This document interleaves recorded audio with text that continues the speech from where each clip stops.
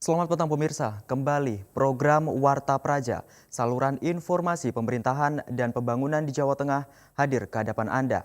Kami akan menghadirkan beragam informasi kegiatan pemerintahan, pembangunan, dan persoalan dari berbagai kabupaten kota di Jawa Tengah.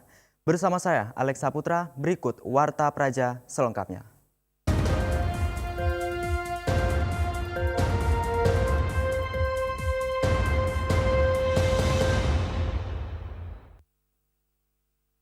Meski sudah masuk tahap pembongkaran jembatan Pokoh Lama di Kabupaten Wonogiri yang akan dibangun untuk difungsikan lagi terganjal persoalan pembebasan lahan.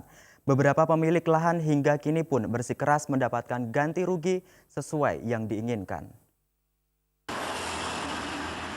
Wilayah barat dan timur kota Wonogiri yang terbelah Sungai Bengawan Solo sejak beberapa tahun belakangan rawan macet. Sehingga dinas pemerintah berinisiatif memfungsikan kembali jembatan lama untuk mendampingi jembatan baru. Namun meski rehab jembatan lama sudah beberapa saat dimulai, ternyata ganti rugi tanah di kedua ujung jembatan belum kelar. Di ujung barat yang masuk lingkungan Sanggrahan, Kelurahan Giri Purwo, Kecamatan Wonogiri, belum ada titik temu soal ganti rugi tanahnya. Salah satu pemilik lahan, Agus Susanto, mengaku tanah dan bangunannya seluas 21 meter persegi bakal terdampak pembangunan jembatan.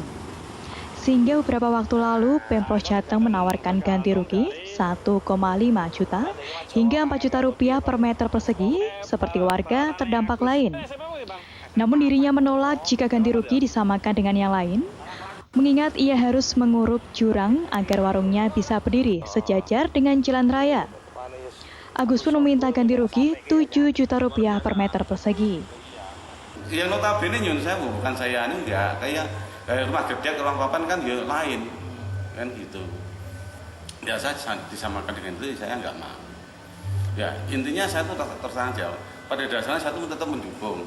Cuman tolonglah kompensasi itu yang seimbang.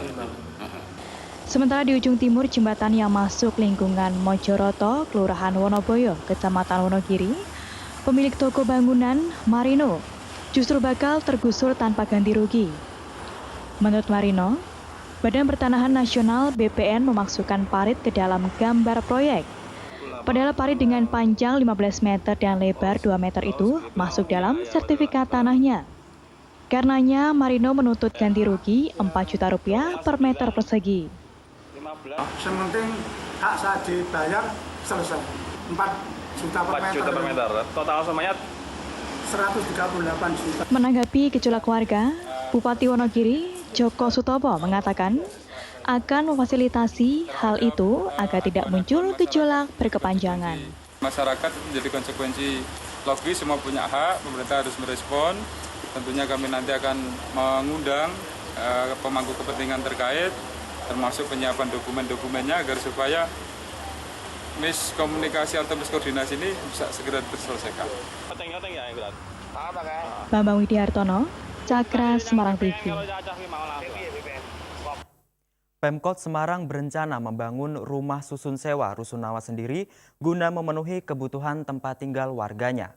Menurut Kepala Dinas Tata Kota dan Pemukiman DTKP Kota Semarang, selama ini Rusunawa yang ada merupakan bantuan dari pemerintah pusat. Kebutuhan akan tempat tinggal yang semakin tinggi di setiap tahunnya, Pemkot Semarang sendiri ke depan akan membantu Rusunawa yang bersumber dari APBD kota. Pada tahun 2017 akan dilakukan kajian, sehingga diharapkan di tahun 2018 sudah bisa dibangun. Sehingga warga yang belum punya rumah bisa tinggal di Rusunawa yang dibangun Pemkot. Kepala DTKP Kota Semarang Agus Rianto mengungkapkan, minat masyarakat untuk tinggal di Rusunawa tiap tahun terus bertambah. Hal itu terbukti dari pendaftaran calon penghuni Rusunawa Kudu di Kecamatan Genu, sekitar 1.000 kepala keluarga atau KK. Namun karena keterbatasan unit, pemerintah Kota Semarang hanya meloloskan 300-an KK. Tingginya animo rumah susun sewa tak lain karena harga sewa yang murah dan mudah syaratnya. Adapun lahan yang akan digunakan, menurut Agus, diprioritaskan di wilayah Semarang bagian bawah, seperti Tambak Lorok dan Genu yang masih memiliki lahan yang luas. Ya, saya ingin membangun rumah susun nanti. Harapannya nanti mungkin di tahun berikutnya ya, 18 ya, kita akan mulai start untuk bisa membangun rusun-rusun yang dianggarkan oleh APBD.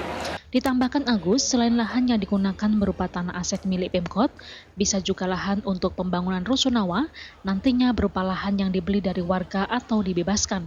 Harga sewa rumah susun sewa sesuai perda cukup terjangkau, yakni Rp70.000 hingga Rp110.000 per bulan, tergantung di lantai berapa mereka ingin tinggal. Eko Budianto, Cakra Semarang TV. Sementara itu pemirsa, diakui masih minim ruang terbuka hijau RTH, Pemkot Semarang berencana memperbanyak taman, terutama di daerah pinggiran. Nantinya tiap kecamatan ditargetkan minimal akan dibangun 5 taman.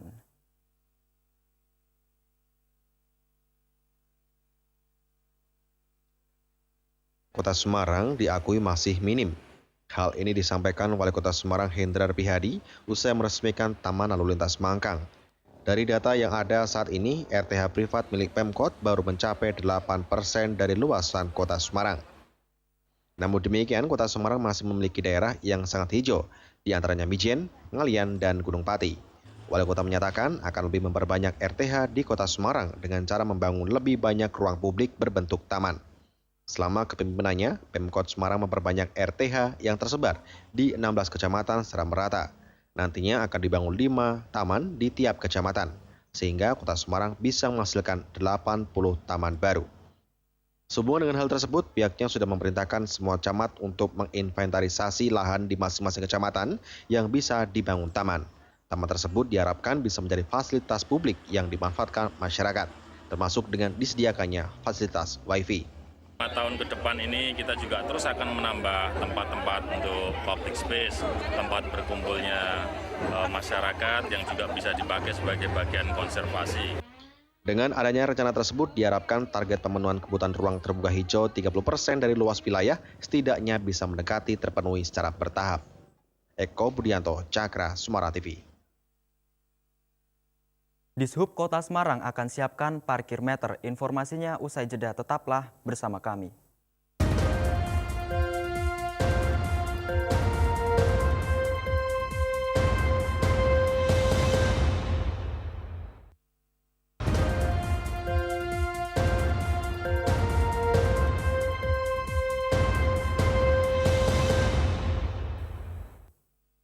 Terima kasih masih bersama kami dalam program Warta Praja.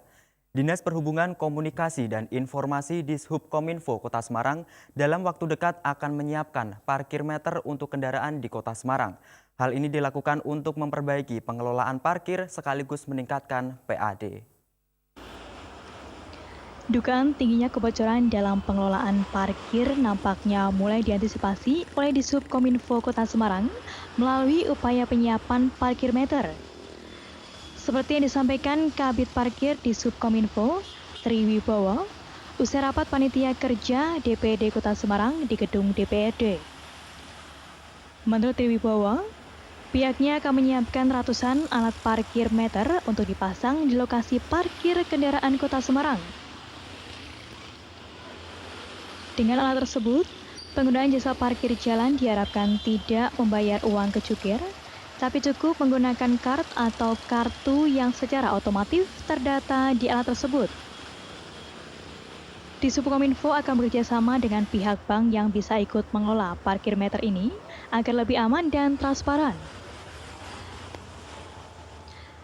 Setelah parkir meter bisa berjalan, ke depan Disub akan fokus pada ketertiban parkir melalui pelatihan petugas parkir agar bisa menggunakan kartu. Program tersebut mengadopsi kota lain yang lebih dulu menerapkannya, seperti Jakarta, Bandung, dan Surabaya. Membangun parkir meter alat yang akan kita pasang di setiap pegang jalan. Sebagai contoh yang di DKI, jadi sudah terpasang, nah itulah yang nanti kita akan pasang. Ditambahkannya diharapkan program tersebut efektif mencegah berbagai persoalan parkir saat ini, mulai dari kebocoran retribusi dan untuk memutus mata rantai dari jukir sampai Disub.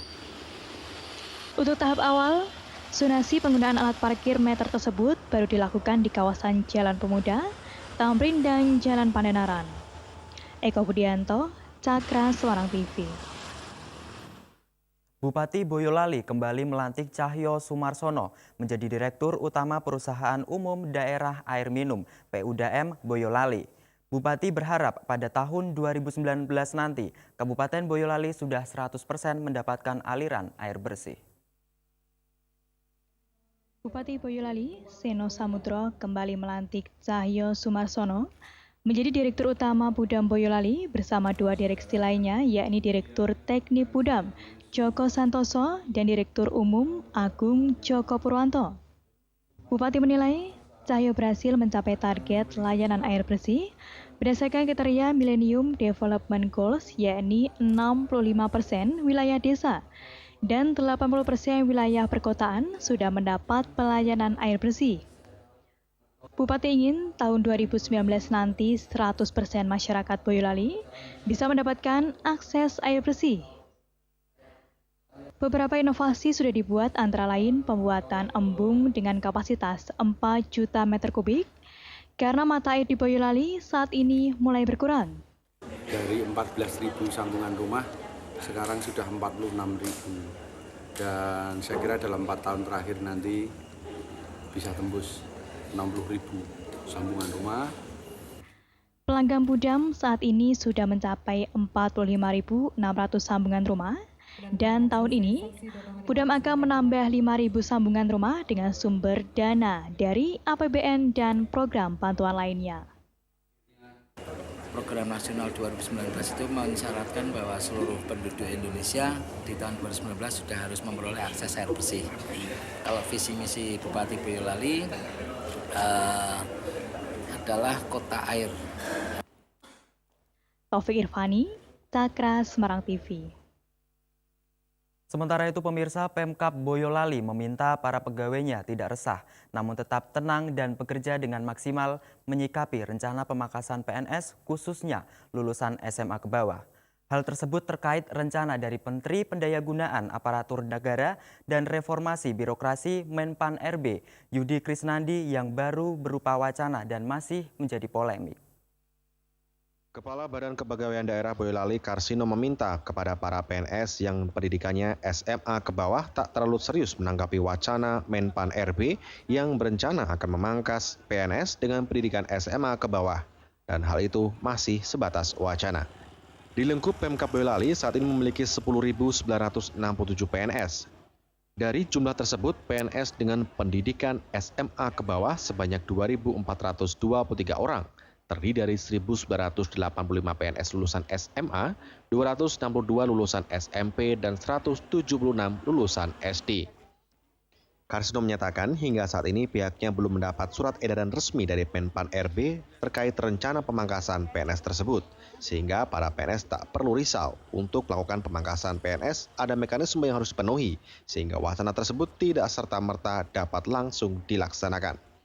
BKD Boyolali menilai wacana Menpan RB itu dalam arti untuk meningkatkan keilmuan PNS, sehingga kinerja para PNS bisa sesuai dengan bidang keilmuan dan keahlian agar dalam menjalankan tugasnya semakin maksimal. Kerja.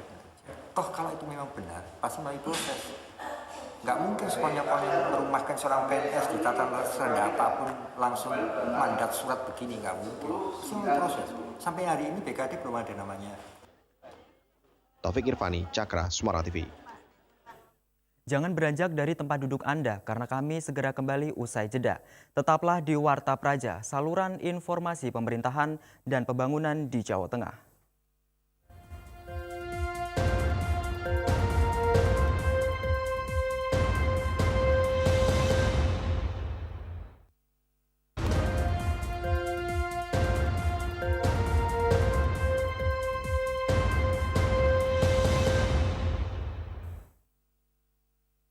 Terima kasih Anda masih menyaksikan Warta Praja. Politik bersih tanpa uang dalam pencalonan kepala desa disambut baik oleh Bupati Batang dengan ikut serta membubuhkan tanda tangan deklarasi. Tercatat sebanyak 12 desa di Batang siap melaksanakan Pilkades pada 24 April mendatang tanpa politik uang. 5 calon kepala desa hasil seleksi dari 8 balon membubuhkan tanda tangan deklarasi pemilihan kepala desa tanpa uang. Turut serta dalam deklarasi tersebut, Bupati Batang, Yoyo Ria Sudibyo, yang turut membubuhkan tanda tangannya di kain putih di sebuah masjid agung Desa Lebo, Kecamatan Gringsing. Dalam kain putih tersebut, Bupati Batang berpesan kepada masyarakat agar niat baik para calon kepala desa ini dilanjutkan dan jangan sampai dinodai. Ini gagasan luar biasa dari masyarakat Kabupaten Batang untuk menyelenggarakan Pilkades tanpa money politik. Lihat hasilnya, mereka sangat antusias dan tidak pernah saya nyangka hiruk pikuk untuk menegakkan kembali demokrasi secara tegak lurus. Ternyata dari Batang luar biasa. Dari 30 desa yang akan melaksanakan Pilkades serentak, tahu nggak? 12 desa siap menyatakan Pilkades tanpa money politik, dan itu dilakukan dari masjid. Dari 30 desa di Kabupaten Batang yang akan melaksanakan Pilkades pada 24 April mendatang, sebanyak 12 desa siap melaksanakan Pilkades tanpa politik uang atau kepiur. Ujianto Purnomo, Cakra Semarang TV. Direktorat Jenderal Hortikultura Kementerian Pertanian optimis stok cabai di Indonesia mencukupi untuk memenuhi kebutuhan masyarakat sehingga tidak memerlukan impor cabai dari luar negeri. Informasi ini sekaligus mengakhiri perjumpaan kita dalam program Warta Praja. Anda juga dapat mengirimkan kritik, saran atas pembangunan atau pelayanan birokrasi dengan menghubungi redaksi kami melalui SMS di nomor 0896 7091 1432. Warta Praja, saluran informasi pemerintahan dan pembangunan di Jawa Tengah. Warta Praja turut membangun dan menguatkan otonomi daerah. Sekian Warta Praja kali ini, jangan lewatkan seputar Jawa Tengah malam sesaat lagi. Saya Alex Saputra serta kerabat kerja yang bertugas undur diri. Selamat malam dan sampai jumpa. Direktorat Jenderal Hortikultura Kementerian Pertanian Republik Indonesia Sputnik Sujono baru-baru ini menghadiri panen raya petani cabai seluas 1.024 hektar di lereng Gunung Merbabu, Dusun Sesimpen, Desa Ketundan, Kecamatan Pakis, Kabupaten Magelang. Dalam kesempatan tersebut, Sputnik menyampaikan, berdasarkan data yang ada di Kementerian Pertanian, Indonesia mampu menghasilkan cabai sebanyak 100.000 ton per bulan dengan kebutuhan 80.000 ton per bulan. Sementara Dirjen Hortikultura telah menjual cabai di operasi pasar Jakarta 10 ton semenjak musim penghujan yang diambil dari Garut, Jawa Barat dan Magelang, Jawa Tengah. Dengan data tersebut, harusnya Indonesia surplus cabai dan tidak membutuhkan impor. Dirjen menduga kenaikan harga cabai terjadi karena adanya spekulan yang mengkhawatirkan terjadinya kelangkaan cabai saat musim hujan, dikarenakan petani tidak memanen saat hujan turun. Sputnik mengaku pemicu kenaikan cabai yang ada di Jakarta akan diatasi melalui operasi pasar dengan mengandalkan sentral cabai di Magelang, Jawa Tengah, dan Garut, Jawa Barat, yang akan dijual dengan harga Rp26.000 per kilogramnya. Harga tersebut jauh lebih murah dari harga pasaran yang mencapai Rp45.000 per kilogram. Saya ngambil dari Garut ya, yang sudah saya akan berhitung juga dengan ongkos ya, dengan jangan sampai saya ngambil barang tapi kemudian tidak bisa saya menekan harga di pasar induk maupun di Jakarta intinya. Jadi saya ngambil daerah Jawa Barat, paling jauh sini. Berapa Pak yang sudah disalurkan Pak untuk OP Pak? Sudah berapa ton, mungkin ada 10-an lebih lah. Ya. Untuk Jakarta aja itu Pak? Jakarta OP? saja, saya kendalikan di retail. Sementara itu, semenjak dilakukannya operasi pasar di wilayah Jakarta, harga cabai di wilayah Jakarta sudah mulai mengikuti standar. Di antaranya harga cabai rawit Rp26.000, harga cabai keriting di kisaran Rp23.000 hingga Rp34.000 per kilogramnya. Selain melakukan operasi pasar di saat harga naik di musim penghujan, Kementerian Pertanian juga akan melakukan operasi pasar di masa tertentu, seperti pada bulan Ramadan untuk mengantisipasi lonjakan harga. Yuki Pramudia, Cakra Semarang TV.